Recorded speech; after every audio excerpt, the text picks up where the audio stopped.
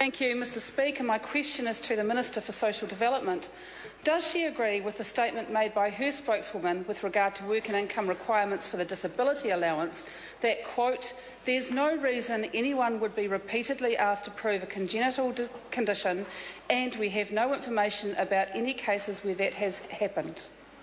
Mr Speaker, yes, people with a condition or disability that their doctor has diagnosed as never needing to be reassessed do not need to provide ongoing medical evidence to keep their benefit going.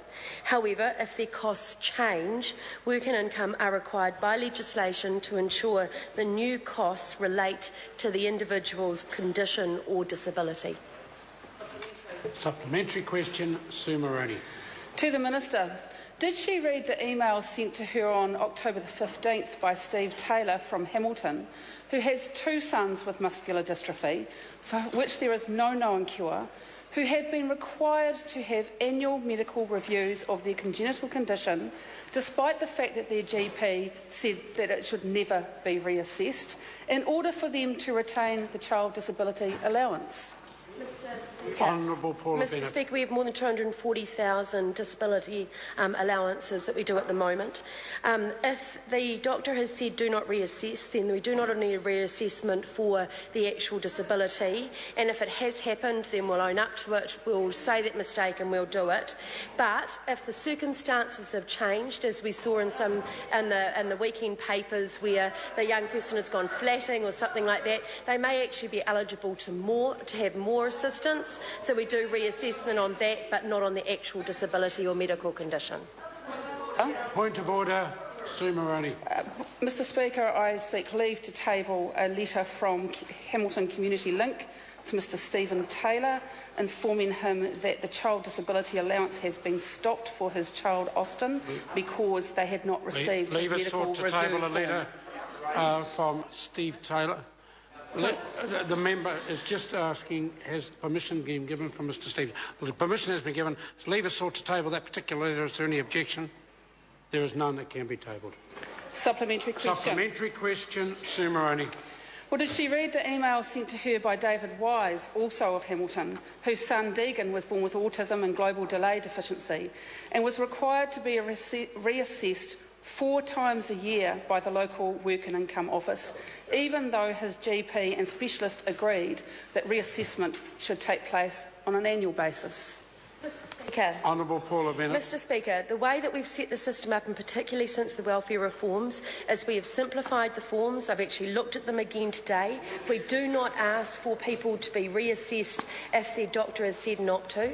If there are cases where it's happening, and I have asked the department to look into it to make sure it's not, because it's certainly not our intention, it's certainly not our policy, then we will fix it. I haven't seen evidence of it, of the cases that have been presented to me. Well, of the cases that have been presented to me, we have looked into it and the facts are different than what has actually been presented via the media. But as I say, it's not the intention of the policy, and they should not have to be having doctor reassessments every year or 4 times. Order. Point of order. Point of order. Sue Moroney. Order. This is a point of order. Sue Moroney. Order. Order. A point of order has been called by Sue Moroney. I seek leave to table an email from David Wise to the Minister on the 10th of November advising her that his son was required to have reassessments 4 times a year. Leave is sought to table that particular email. Is there any objection? There appears to be none. It can be tabled. Supplementary. Supplementary question, Sue Moroney. Does she accept the account that Auckland woman Colleen Brown gave to the Sunday Star Times that when she applied for a change in living arrangements for her son Travis, he was required by Work and Income to have a further medical assessment to prove that he still had Down's syndrome? Honourable Paula Bennett. No, I don't. That's not the facts as they're presented in the file. Question. Supplementary. Supplementary question, Sue Moroney. Does the Minister accept that this constant reassessment by Work and Income of conditions that can't be cured creates additional stress for families who already face difficult circumstances, creates unnecessary cost and bureaucracy for Work and Income, and also puts additional work on GP services that are already stretched. Honourable Paula Bennett. Mr Speaker, I think it is incredibly stressful for these people to have children or themselves with these conditions. It is certainly not our policy that we reassess if the doctor has said we don't need one.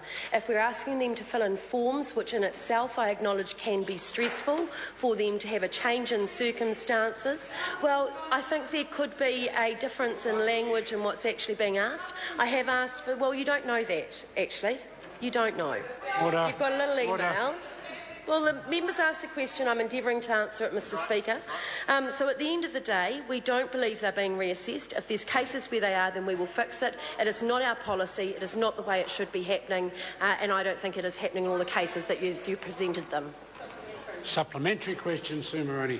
Why is the Minister denying that this practice takes place when she will have received by now many emails from New Zealanders telling her of their experiences that show that she is wrong? And will she get out on the ground and go and visit work and income officers to ensure that this practice of asking these families to constantly reprove that their family members have these congenital conditions is not taking place? Honourable Paula Bennett. I note that the members, sort of run on this was to try and say that I don't visit work and income officers, where in fact I'm up and down this country weekly and frontline and talking to those staff. Mr Speaker, what I am saying is there could be a difference of interpretation of us asking for information and a reassessment. The information I've had from the department is that we do not require another medical assessment if the doctor has said that they do not require one. However, we do require more information if their circumstances have changed. If there are changes to that, then we will front up to them. We will make sure that those changes and those people are treated fairly. Question number 12, Mark Mitchell. Thank you, Mr Speaker. My